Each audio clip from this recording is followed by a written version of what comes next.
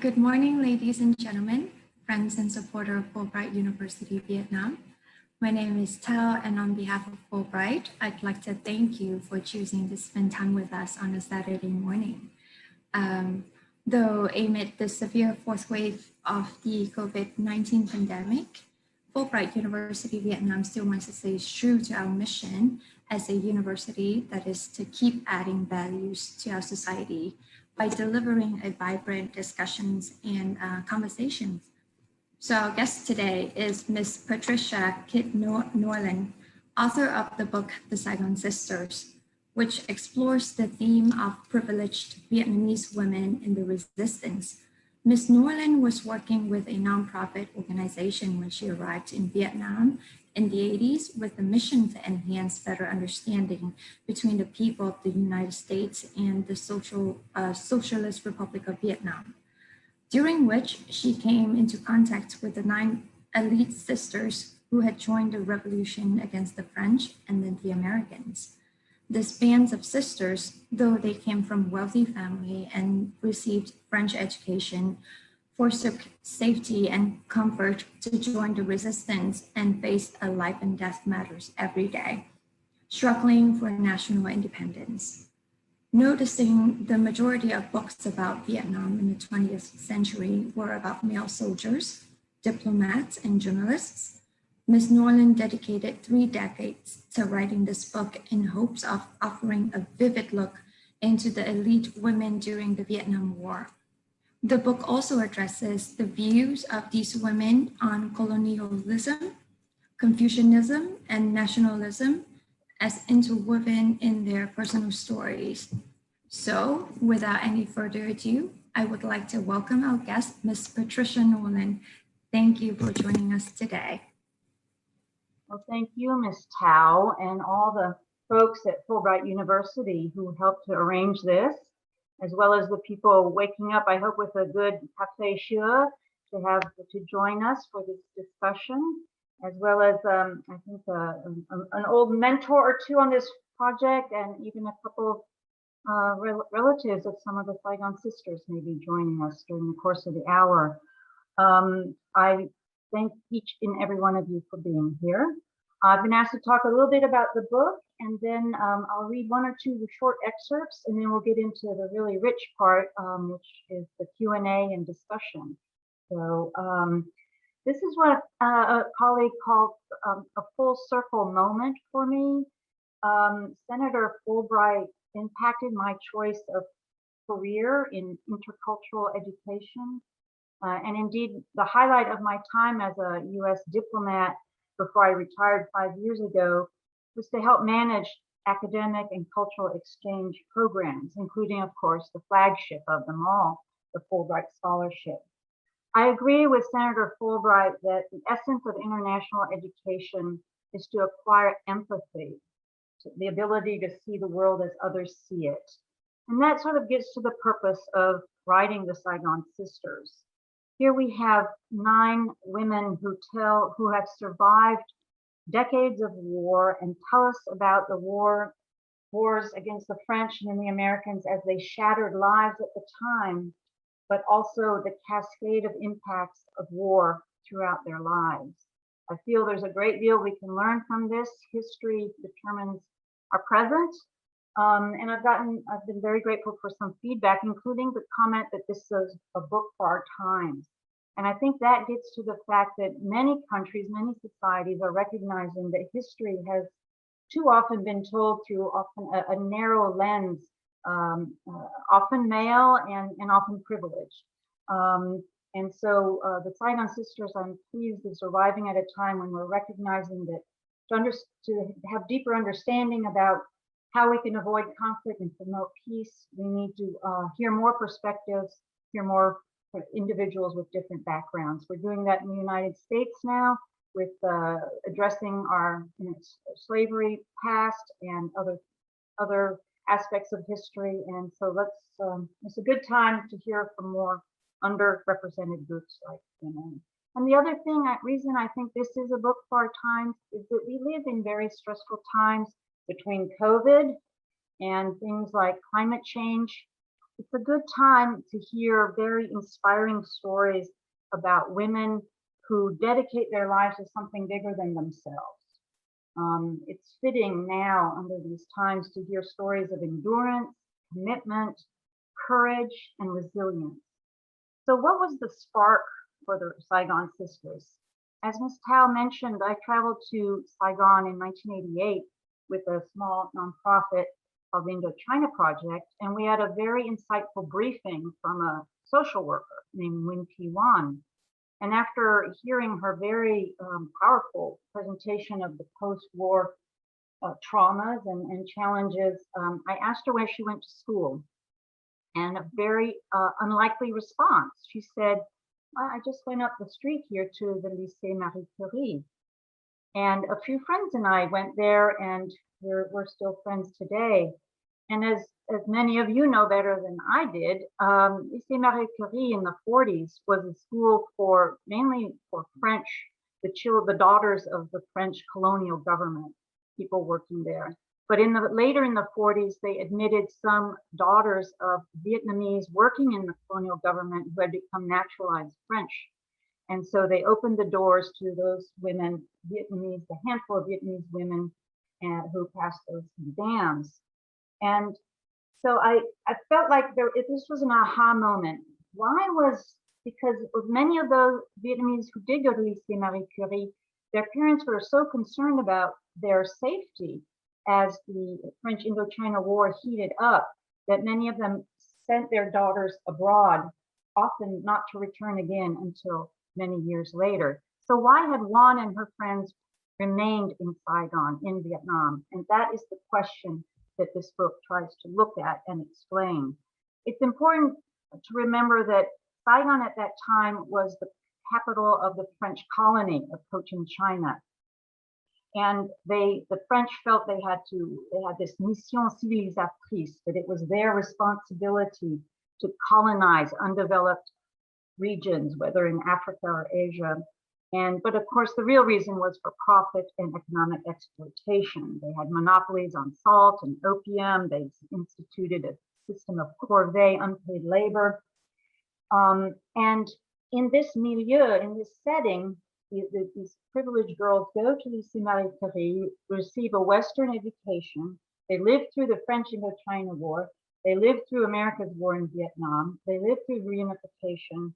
So they're eyewitnesses to this vast tableau of 20th century Vietnamese history. And while the book spans their whole lives, we're going to just focus tonight for a few minutes on why they chose a road so different from most of their classmates. And not just a different road, but a very dangerous path. And as we look at these 9 women, 5 themes emerge on some of the inspiration for their choice that was so different from their classmates. One of them put it very succinctly when she said, "Everyone was young, our hearts beating for the cause." And what was the cause? The cause was independence. You look around at seeing the French treating their compatriots in terrible ways like this. They were very determined to have a role in changing that. So the first theme that emerges from all the women on why they rebelled is paradoxically their time at the lycée itself. You have to picture this French cocoon. Some of you know what a beautiful campus that lycée is. At the time in the 40s, here these Vietnamese girls were learning the French baccalaureate, the curriculum imported directly from the Department of Education in Paris. They're wearing French clothes, the jupe, the skirts. They're given French names. Chuyện becomes Nicole, Min becomes Cécile, Chen becomes Suzanne. And the goal of the school is to shape these young Vietnamese girls in the image of French children and to become citizens of Mother France. But what was also happening, as Suan, one of them put it, at Lycée Marie Curie, we received a liberal education. Teachers taught us in a multidimensional, international way. We learned about Russia by reading Tolstoy and Chekhov. We became aware of the American Declaration of Independence. as we compared notes, we found that the ideals, the French ideals of liberty, fraternity, and equality were not for our people. Why? As a people inferior in no way to the French of the late 18th century, we decided we would see these ideals come true and translated into reality. In other words, we needed our own revolution. So there's a paradox here. They're studying in this French cocoon, but they're learning these ideas and this history that says, wait a minute, we need to make life better for our people. They also engaged in activities as school children, such as producing small leaflets that would then be distributed to increase the momentum for independence. And there's a really poignant little description how after school we would bicycle to Shen's house. On her desk, she had a fountain pen and a bottle of purple ink. Shen filled a bowl with water, and I took a sheaf of onion thin paper from her desk. Shen poured the flour and water into the bowl and stirred it into a thick paste. She spooned into a pan. Gripping the fountain pen, I concentrated as the pen's tip carved words on our pad of paper. It felt like writing on bread dough. I pushed the pen tip and ink across the surface, pausing to let the ink bleed into the furrows of each letter. And we wrote, Vive l'indépendance. So the lycée is one of the main inspirations for rebelling. The other one, of course, is their families, and their families are at home imbuing them with the long history of Vietnamese repelling outside invaders. They're nurturing their love of the homeland. As one of the women said, Father would speak with emotion about students he supported, whose patriotic and revolutionary songs we memorized starting when we were 10 years old. We grew up in the revolutionary ambiance. Our parents sent us to French schools. People wanted to have a diploma, a good life. For us, things were a little different. Ever since we were young, Papa taught us about our glorious history driven by patriotism. We are Vietnamese and must chase out the occupiers. He taught us to love the homeland. Another interesting bit of history that motivates some of them is the Japanese occupation in the early 40s, which became like a period of awakening. While Sun, for example, saw the Japanese and French soldiers burning rice even as her people were starving, she did perceive that the Japanese provided a valuable lesson. The French, as she says, until now the undisputed, conceited, and fiercely proud masters of the country, were relegated to a subordinate role under the occupying Japanese. This is one of the factors that woke us up to realize that if the Japanese, Asians like us, could show superiority over the French, why not us? So a third motivation is the clash of feudalism with their families. As Min put it, we were a generation at the crossroads. There are a lot of new trends in Europe. There's decolonization. They're reading about all this through their excellent mastery of French and all the ideas they're being exposed to in school. As Min says, we were à la charnière. We were on the hinge of feudalism. They came to realize that women had been decision makers under a patriarchal system in the past. With the spread of Confucianism, national heroes had all become men. And as Tan recalled, even when we joined the Maquis, the resistance and the anti-French resistance in the jungle, Papa only worried because we were girls. Had we been boys, he would have approved right away. He was progressive in sending us to a French school, while half of him remained feudal. That tension was the drama in the family. There's another motivation that these women feel that they can do as much as the men or the boy colleagues, the students that are starting to demonstrate more and more in the streets. A fourth role is the role, of course, of culture and the influence of Vietnamese music and poetry and literature and plays. And a very interesting key element here turned out to be the brother of one of the 9 Saigon sisters, and his name is Lu Hu Fu. And as his sister, Twin, says in the book, my brother composed songs inspiring people to join the cause. Len Dang urges students to march forward and became known as the March of the Students. Almost everyone knew it, and it's easy to remember lyrics. When he went to university in Hanoi, he met Tran Van Thay.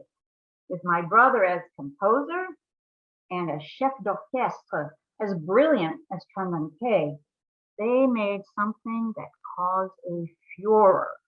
Through music, the revolution had more of a chance to succeed. Indeed, I had the good fortune to meet Tran Van Thay when he was on I believe it was a Fulbright from UNESCO. He was then in Paris in '88. And he told me that indeed music is essential to Vietnamese. And as the resistance developed, I love this phrase, music radiated in 10,000 directions. And he and Lu Hu Phuoc were very, very inspirational. Another cultural influence was in 1948, a Vietnamese teacher came to the Lycée Marie Curie, Mademoiselle Lan, to teach Vietnamese language and literature, which was taught as an optional second language along with Spanish and English. And she taught the children, the girls about the Kim Dang Q, the epic poem.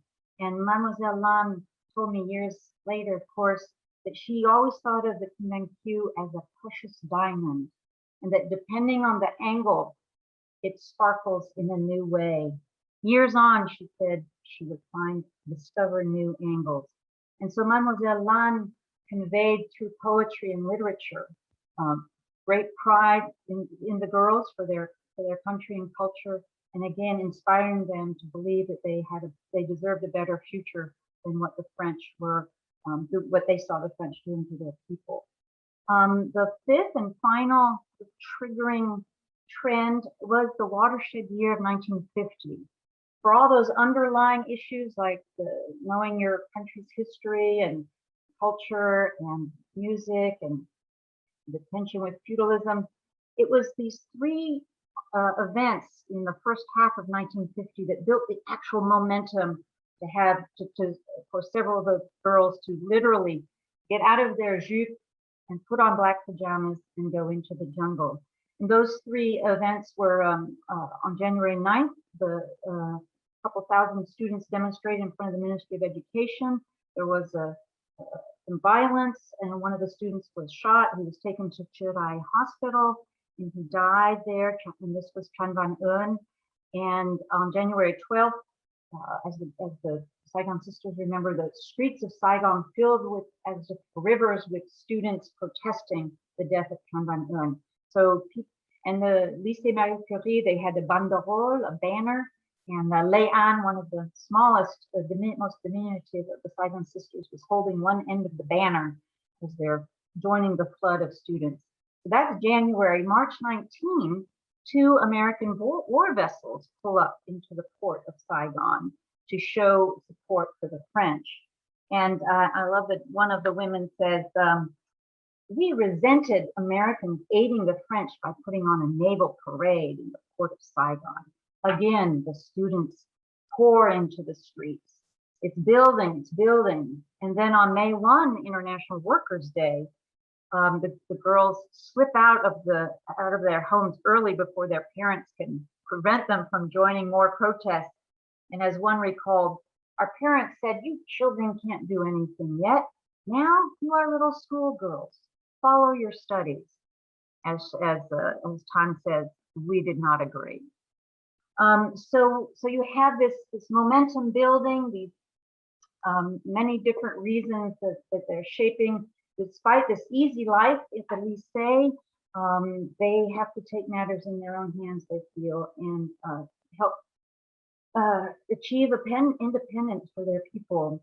So I want to just read 2 little excerpts, and then hopefully we can get into some questions. The first, these 2 excerpts get at I think, some of the most fascinating personal stuff about these sisters, which is how do you go from that life of the elite, privileged. Their families are wealthy. They own a lot of land. They live in villas. Some of them are chauffeured to and from the lycée. They eat French food. They are living in the lap of luxury. So what happens when you take that kind of life and then put on black pajamas and go into the jungle? Well, one of them describes it pretty well. This is Leanne. She says, my maternal family side was astonished to see how, as an upper class girl, I became like a peasant and could do all the hard work of daily life. Growing up at home, I had been a finicky eater. I never ate fish sauce. I only ate maggi, a French-style soy sauce. I especially didn't like salted fish and never ate preserved fish. But after the resistance, I could eat anything. When I lived at home, I could only sleep on a soft mattress. Anything else felt painful. Now I can sleep on the floor, on straw, in one of those flat basket-like woven bags, and my whole personality changed. It is something that nobody could imagine. If I hadn't gone to the resistance, I would probably be in France, which is, of course, where a lot of her classmates do end up. And then actually, let me close with a little excerpt from Suan, who went to a 3-month training course in the jungle in 1949. She was actually the very first to take the leap and go into the jungle. And she's at a camp where they're focusing on printing pamphlets. And there are a high-level delegation is coming down the Ho Chi Minh route from Hanoi, led by the Minister of Health, Pham Ngoc Thach, and includes Lê Đức Thọ. And so at the camp, the delegation speaks to all the students and everybody there. And then she writes, the next evening at 5 o'clock, I heard the air alert. French fighter planes swooped in as part of an operation that I figured was targeting the high-level delegation. They came in full force. A group of us, boys and girls, had been working in the printing shop. Boys quickly hauled the printing machine and typewriters into sampans and rowed away. We buried the papers. And then we each tried to find a place to hide. The order given to anyone without combat duties was to run to the outer limits of the theater of operations. French planes flew so low we could see the faces of the pilots. Paratroopers hung in the sky, and the military planes swooping overhead fired guns to protect them. The planes did not drop bombs, but they shot at anything that moved. When a plane flew over, my heart skipped a beat, and I shut my eyes to the inevitable bullet, to the death that would follow. Every few hundred feet, I fell into the mud, not sure I would rise again. After about a week, we came back full circle to our first camp. The land was burned and desolate. Huts lay charred, surrounded by swollen carcasses of buffalo, cattle, pigs, and chickens. A nauseating smell drifted from the dead animals. Thick smoke rose from the burning crops. We had to rebuild everything. So in closing, I think I've been asked to also talk a little bit about the experience of writing the book. We touched on the aha moment with Nguyen Thi Van, the sense that there is a backstory here and we need to find out what it is.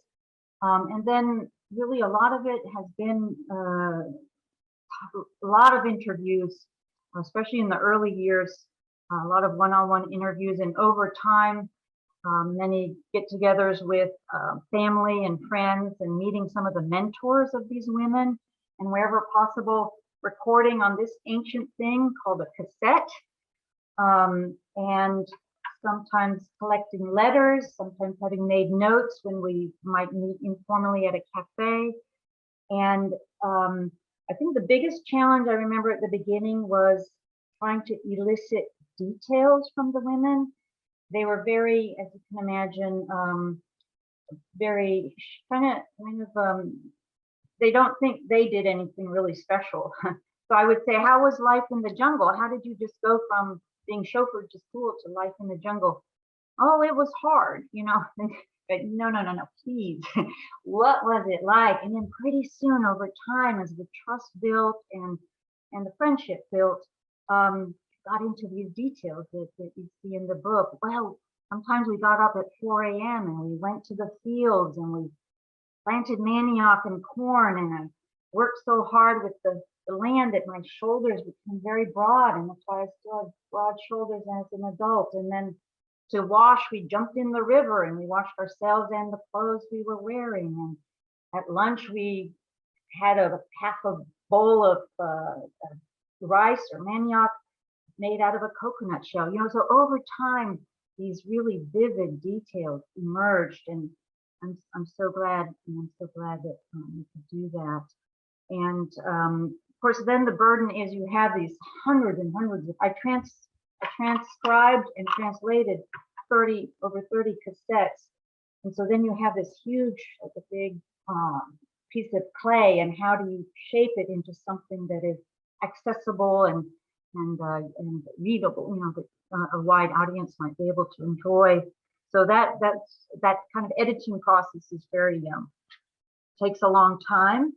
And then the last key, of course, is finding the right publisher. As anybody, all of people at Fulbright University who have written material, whether it's an article or a book, it's finding that right match between the editor, publisher, and the manuscript. And that took a while, but I think the Saigon Sisters found a very good home with Northern Illinois University Press, which has a whole series on Southeast Asia. And NIU is currently has become an imprint of Cornell University Press, which of course is also very well known for their Southeast Asian studies. And in fact is where one of the first mentors, along with Helen Chauncey and others, was teaching, Huyen Kim Kaing, before he tragically had a heart attack. But he was a very early mentor, and I just find it's a nice coincidence that he who was teaching at Cornell, I hope he knows that the book did finally appear, and it's an imprint of Cornell. And to close, I think we come full circle to it's really time to hear from more women. And a fan of the book, for which I'm very grateful, Dr. Lien Hang Nguyen, who teaches at Columbia University and is the author of Hanoi's War. She has pointed out, well, she concludes in her book that too often the Vietnam War is still viewed solely through the American lens. And people talk about over 30,000 books having been written about 20th century Vietnam and the war, and so very, very few are by Vietnamese, and even fewer by Vietnamese women. So let me close by saying, for anybody who would like to see more photos or get a little bit more detail on these women, and also some of the supporting characters, to each one of them very interesting, like that Mademoiselle Lan, their only Vietnamese teacher at the lycée. There is a website for the book, which is simply www.thesaigonsisters.com. And I hope if time allows, some of you will take a peek at and learn more about these remarkable women. So thank you again, and I look forward to some questions, and thanks to the Fulbright University community. Thank you. Thank you so much, Ms. Norland. I have to say that it's such an amazing book. I could not help but read cover to cover because the sisters' stories are so fascinating. Before we turn to the Q&A session with our audience, we'd like to let them have some time to type their questions in the chat box. So I'd like to lead with a few questions of my own, if you don't mind. Of course. Yes, so my first question for you is that instead of writing the book in a chronological order with your own narrative, you let the sisters tell their own stories, and through their lenses, we as readers caught a glimpse of history. Why did you decide to write the book that way? Oh, Ms. Chow, I could hug you through the screen. That's always been an incredibly important thing to me, because when I first met these women and realized what they had done with their lives and how humble they were about it, I was convinced that they deserve to tell their own stories in their own words. It's a sign of respect, and I think by each having her own voice, it pays respect to each and every one of them in their own way. They're different. They're just super bonded through those years, as one of them puts it, before the suffering. Their years as schoolgirls at the lycée. I mean, they weren't always thinking about revolution, but they sometimes had friends, fun, and they bonded. But they each led extraordinary lives, and it was very important to me that their voices come through, and that my job was mainly to provide a little scaffolding, to provide a little bit of historical context and a little flavor for what it was like to meet them. And that's why you have those short intros leading up to their words. And I'm very pleased to hear you say that, because that's really important to me, that their words, it's overdue for women to be heard in their own words. And the point is, we need to hear directly from other people and other perspectives. So thank you for that question. Thank you for answering it. So my next question ties a little bit into your answer earlier. So because I mentioned earlier, and also you mentioned it throughout your talk, that there are not that many books written about this specific group of women during the war, the privileged group of women. So is this the only reason why you wanted to write this book, or is there any other reasons that make you have the urge to have this book in print? Another excellent question. As an American, a little bit too young and living overseas as a kid, so Vietnam was called the living room war here in America. People watched it on television. But through my work at the Indochina Project and elsewhere, the more I learned about the war, the more there seemed to be this huge gap. I don't need to read one more account about a particular battle. I want to know why this was happening at all. And I can't learn that just from talking to more Americans, or French for that matter. What was going on from the Vietnamese perspective?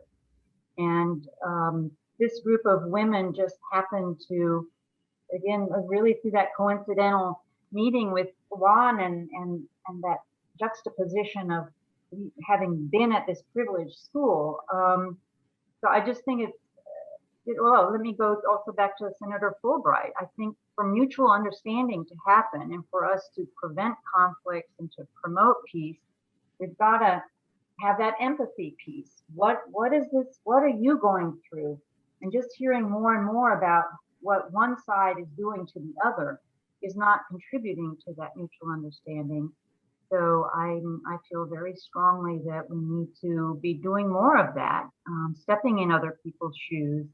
And frankly, the idea that people of privilege who have such a range of options, why they would choose such a difficult and dangerous path, I think that's just also fascinating.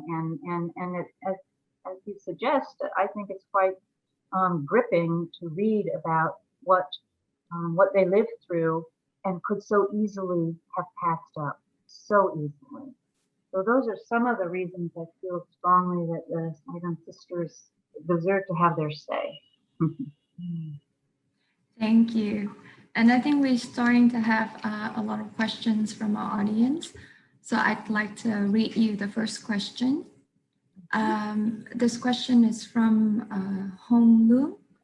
Thank you, Professor Kit Norland, for the fascinating presentation. Could I have some question? Is that the war created the chances for women to liberate themselves from normal gender role? Oh, that's a very interesting question. One of the most revealing pieces of this history is that period in the 40s, because the girls are learning French and be very good at it. In fact, some of them still had their Lycée Marie Curie report cards, and the Vietnamese girls are winning the prizes for French language, and they're just brilliant and gifted. And that was like a passport to reading French books, reading French magazines, reading about current events, the French resistance against the Nazis. It gives them a window on the world, which does trigger them to think that much as they love their dad, that they don't want to feel soumise is the word they use. It's subjective. They wanted to. One of them said, "I want to live more. I want to be free." And again, it's that paradox here. The parents think they're sending them to this cloistered life of the French lycée, but in fact, by them becoming such expert French speakers and being exposed to all that they can read in French, they're glimpsing another world that they find very appealing. And so I do think that's a little window that allowed them to question a little bit their gender roles. And one of them, Trang, she was kind of a tomboy, and she loved her dad very much, but she really wanted to show the people in the resistance that she could be just as much of a patriot as the boys in the jungle. So they wake up and they are very strong. Great question. No doubt, no doubt. The next question is that it all started with the killing of a Patricia Kit student, Trần Văn Ơn. Why do you think this event left such an impression on the sisters and made them choose to join the resistance? Was this the only sole cause? Yeah, that's such an interesting bit of history. I think it was one among many. There were the underlying influences. Again, the paradox of the lycée being a place where they learn about liberty, equality, and fraternity, and why not us? Or that very telling example of the thinking that the Japanese occupation triggered.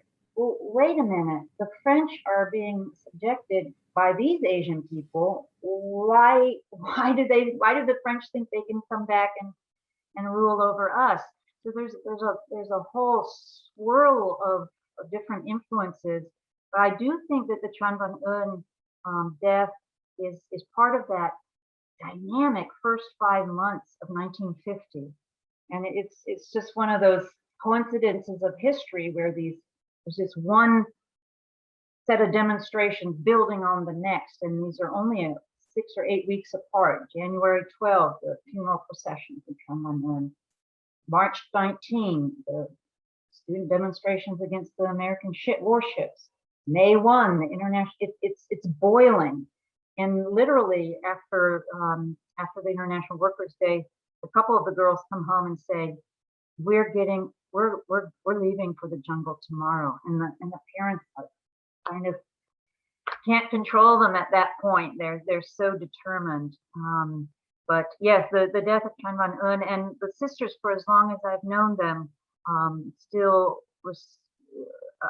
pay acknowledgement to the Day of the Student in January. So the commemoration of Trần Văn Ân's death remains strong with them for many years. Thank you. For a new audience who just joined us, if you have a questions for Ms. Nolan, please type it in the chat box. So I'm going to read to you, Ms. Nolan, another question from our audience. Everyone sacrificed something, even someone, during the two wars. Do you think the sacrifices of the sisters made, were similar to the other women, the peasants, during this time? That's a terrific question, and yes, everybody did sacrifice, and I find some of the most compelling. Well, there's so many compelling things, but as an American, some of the descriptions of living through the American bombing campaigns, so Rolling Thunder and such, and some of the women were in Hanoi and would go working in Hanoi as a diplomat or a speakerine on the radio. They would have to take their children to villages 50 or 80 kilometers outside of Hanoi, and they would ride their bicycles out there on the weekend to see their children who were living with peasants in these villages. And the sisters have so much respect for the way the villagers take their children in. I really love that the Saigon Sisters, even though they came from such privilege, clearly very much respect the peasants that they interact with in different ways, including in the jungle when they are with the Maquis. Those are some very, they all, I notice, speak with great respect for the tough life that peasants live. And some of them, like Shen, she helps to, even though she herself is barely a teenager, helps to educate young mothers and bring some health and sanitary lessons that the resistance want to make sure everybody, including the peasants, have. So I think there's a very, for people, again, of such privilege who could so easily have turned their backs and gone to France and never worried again about a peasant or a former teacher or anything. I think overall, in different ways throughout the book, they show enormous respect and appreciation for the role of the peasants. I can't really speak to much more than that, except that there was great respect. And that's why they had that empathy. They had that empathy with the peasants, and so they always spoke respectfully of them and tried to do things for them. And the sacrifice, that's such an important word. We talked briefly about some of the challenges. I remember one of the sisters taking me aside one day early in the interviewing process and saying, you know, we didn't sacrifice that much compared to others, those who gave their lives. And of course, she's right. The thing is, we all need to learn more on how we need to hear these different perspectives and from groups like the Saigon Sisters in order to prevent this from happening. So I totally understand her point, and again, they're so humble.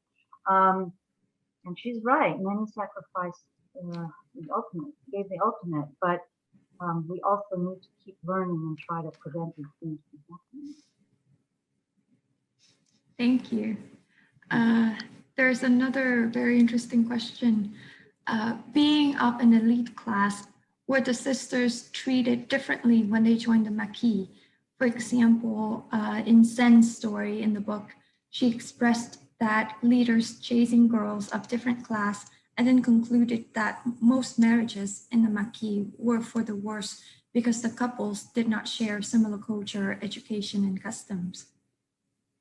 That's a fascinating question.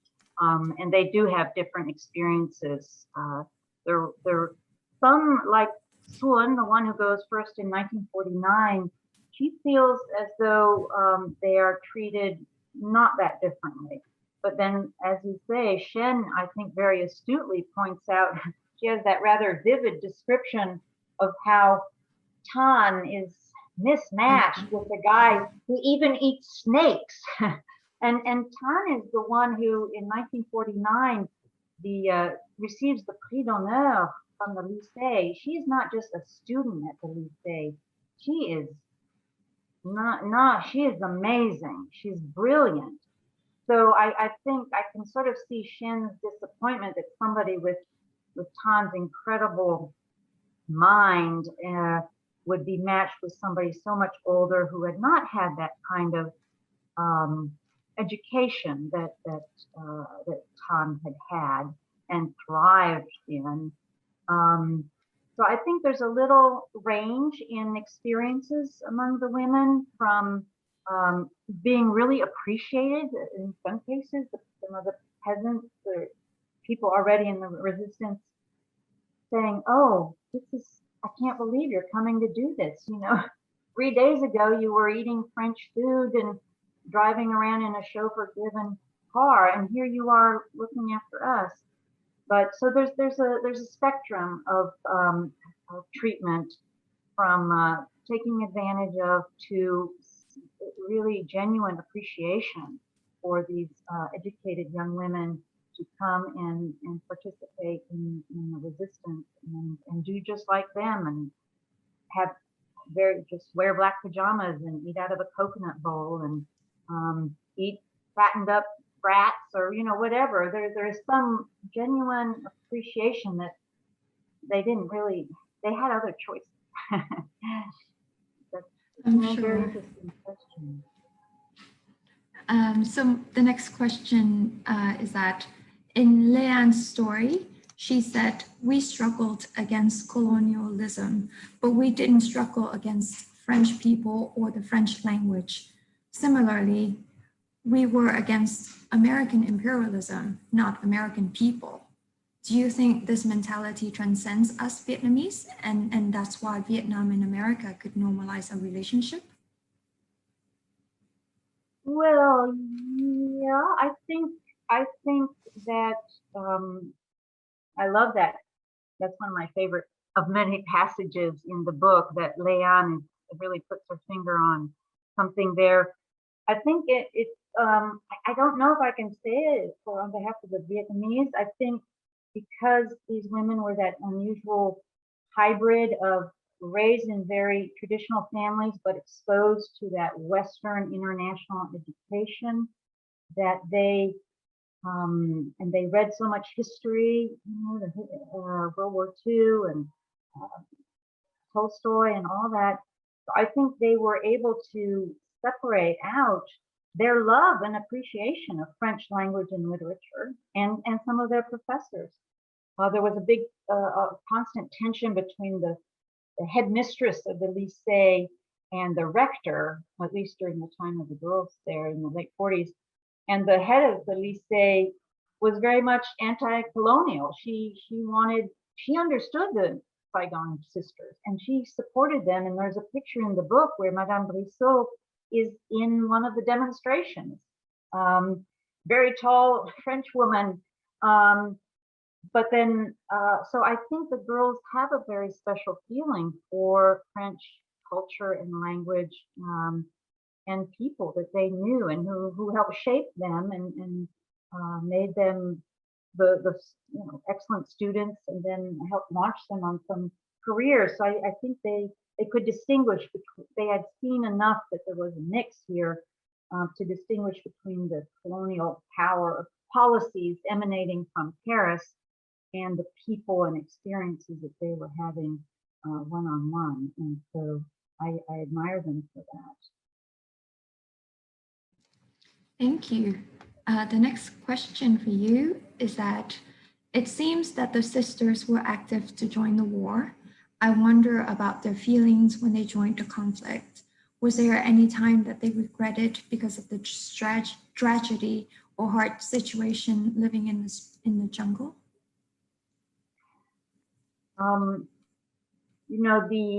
very honored that the foreword to this book is written by historian Christopher Gosha, who I really enjoyed reading his Penguin Modern History of Vietnam. For an academic, he's a great writer, and I think very, very helpful in understanding things in a straightforward way. I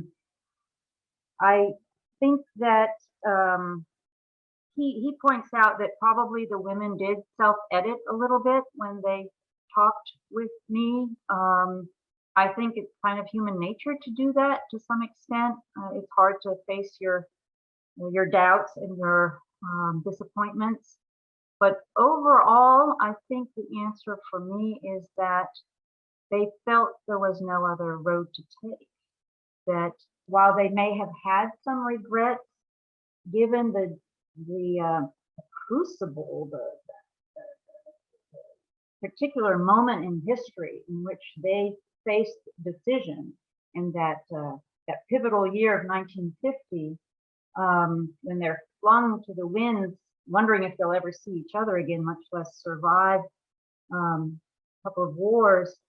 There's just that sense that they can't do otherwise, and so maybe there are going to be some regrets, there's going to be some disappointment, and I think several of them are quite candid later in the book about they thought they were struggling for kind of a utopia of egalitarianism and justice, because they had seen so much the opposite under the French. Again, it's hard today to realize just how the French colonial empire was just treated people so badly. And I say that as a Francophile. Maybe I relate to the sisters. I love the French language and I love French food, but I don't like their colonial or their neo-colonial foreign policies. So I think they did have some regret, but not enough to have second guessed themselves that they had to thrust themselves into this struggle. And so yes, but there was no other. Well, as Winty Din, the manuscript says, no other road to take, and I think that's very real. The way what they described, it was no other road. Thank you. I have a next question. Hi, Kit. You mentioned that it took quite a while to build trust in order for the women to describe their experience in details. Did they have concern about disclosing their experience and their views, given the sensitivity of the subject matter? Yes, that's an excellent point. I think there were a lot of reasons to go slow. Political reasons, as some of them said, they did not gather again after the end of the war until 1981, and that was only because it was the funeral of a mutual friend who died of cancer, Alice Shum, who had been a speaker in Hanoi. And after 6 years after the end of the war, they're still not connecting, because there's been so much tumultuous post-war reconciliation, and nobody really is sure who ended up where and doing what, and so they themselves, in trying to reestablish their friendships and trust, it took them a long time. And then I'm sure my being an American didn't make it all that appealing to open up. But I think there were cultural reasons as well, not just political post-war concerns, but still that stuff that some of them describe so poignantly about, I love my father, but why am I always having to be, walk, don't run, smile, don't laugh? Why can women not express themselves and live a little more freely? But they struggled with that, I think, a little bit. All I did was, I was a diplomat, and they're very very humble. So that took a long time. I think it helped, and I guess maybe I feel happy about this by coming there explicitly to interview them, and often one-on-one, in hopes that they would be more comfortable just talking one-on-one. But sometimes as a group we would get together, and everybody would bring a different dish, and some of them would bring these rusty tins with a few old photos and then a little liste, and these little bits and pieces that was all that was left after decades and decades of war. But as you could see, the more time they spent together, eliciting from each other, nudging each other, do you remember this? Do you remember this? I think they enjoyed each other's company in ways that they maybe had forgotten to some extent. So that helped loosen them up a little bit, nudging each other to remember different soothing memories and instances. Oh God, like one kidding time that, one time you came out of science class at Lycée Marie Curie and a whole sheaf of papers dropped from under your arm. You're lucky that I was behind you, because I saw that they were to promote Ho Chi Minh's birthday. You're just lucky.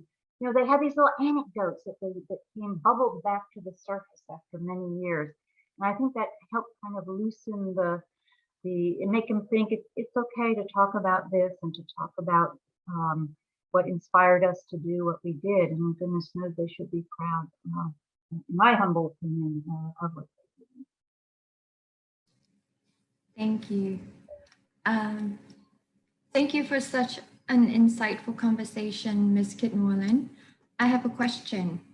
After the war, there was an obvious clash in social classes because the intellectuals were mistreated.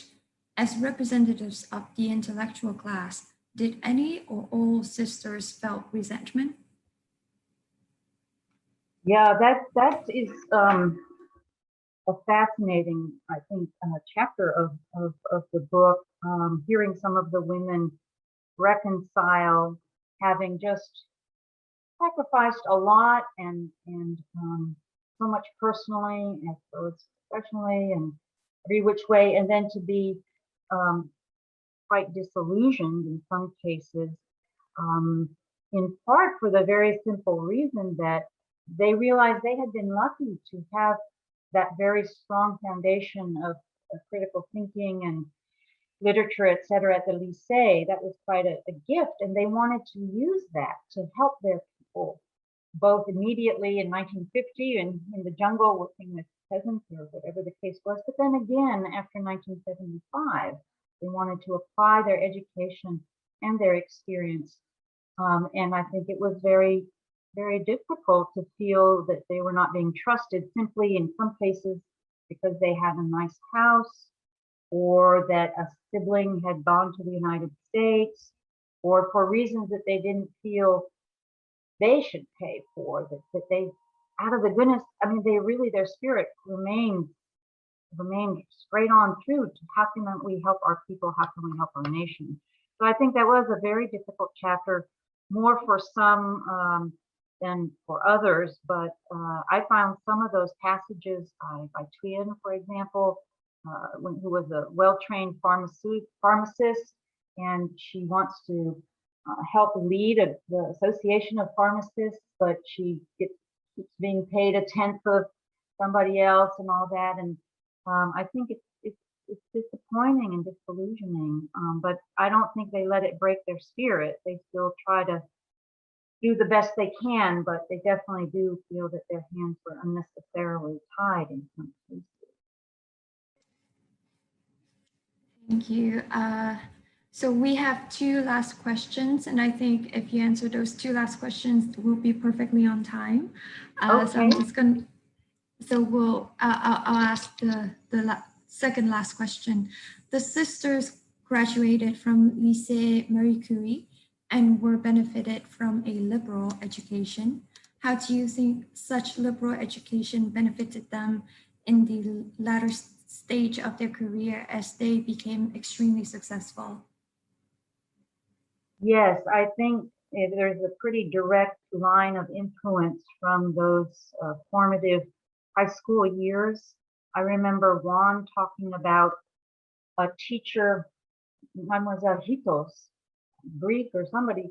She took a personal interest in Juan and in her career, and Juan really felt like that was something that stayed with her, and she wanted to be in turn like that to others in the future. So the individual teachers, as well as the curriculum and the books that they read, definitely equipped them to be very successful. I mean, we don't have time to talk about it, but one of the other remarkable things about this group of women is not only do they make this self-sacrifice when many didn't take that road, not only do they survive the French Indochina War, not only do they survive the American War, not only do they grapple with reunification, but oh, by the way, along the way, they have really remarkable careers, including the first Vietnamese woman to study at the Tchaikovsky Institute in Moscow and to take the stage as an orchestra conductor. When did she have time to do all that? Or Juan, who studies in the United States at Viterbo College in Wisconsin. During the Geneva Accords, she's very concerned about young women coming south and maybe being without family. She wants to come back and help those young women through social work.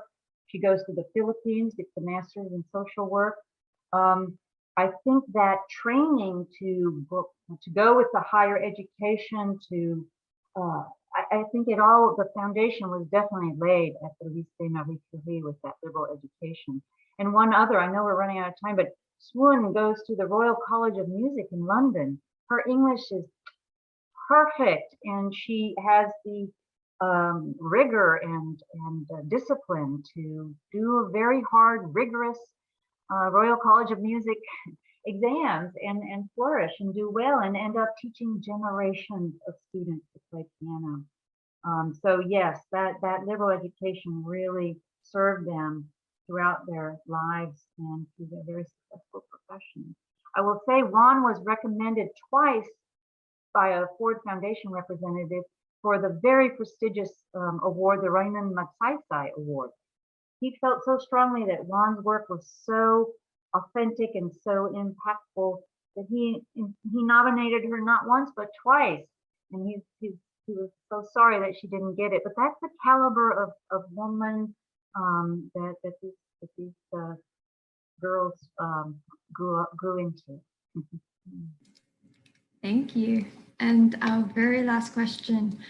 After sacrificing their youth for a higher cause, they still spent the rest of their lives doing good things for other people, helping people to thrive. Why do you think they have this drive, and what kept it alive even though they were apart for most of their adult life? They were apart, or they as in they're not together as a whole group.